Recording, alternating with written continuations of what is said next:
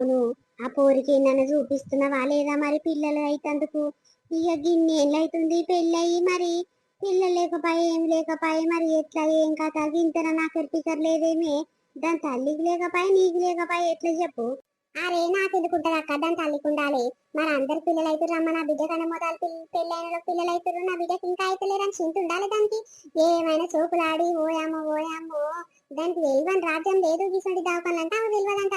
అయ్యో సోకులాడి నాతో చెప్తుంది నాకు పిల్లలు అయితే ఏడేదో చూపిస్తారో దేవుళ్ళెంబటి గుళ్ళెంబటి గోపురాలెంబటి అవన్నీ నాకు ఎరకలేదక్క. ఏమున్న దావకాలంటేనే తిరగబుద్ధి అవుతుంది.